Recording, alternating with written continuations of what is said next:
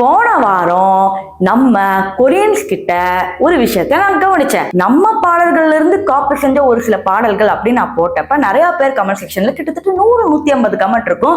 இந்த மாதிரி அக்கா யூ ஆர் ஸ்டூபிட், அக்கா யூ ஆர் ஃபூல், அக்கா நீங்க அப்படி, அக்கா நீங்க அப்படி, உன் சேனல்ல ரிப்போர்ட் அடிக்கிறேன், உன்னை நான் என்ன செய்றேன்னு பாரு, அது இதுன்னு நீங்க பண்ண கமெண்ட் எல்லாம் நான் பார்த்தேன்.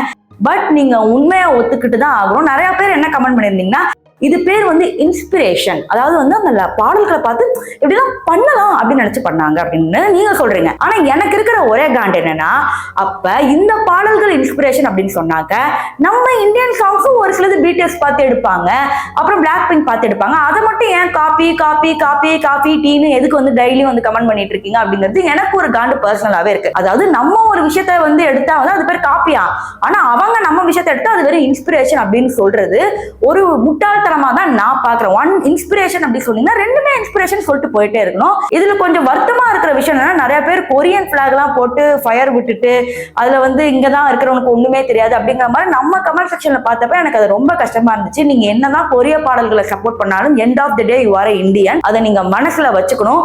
பாடல்களுக்கு ஃபேனா இருக்கலாம், பாடகர்களுக்கு ஃபேனா இருக்கலாம், ஆனா அந்த ஒரு காரணத்துக்காக இந்தியன் சினிமாவையும் இந்தியன் சிங்கர்ஸையும் அவமதிக்கிறத என்னைக்குமே யாராலே ஏத்துக்கவே முடியாது. சோ அதுக்கு நீங்க 100 கமெண்ட் இல்ல 1000 கமெண்ட் போட்டாலும் நானும் இதை நிறுத்த போறது இல்ல.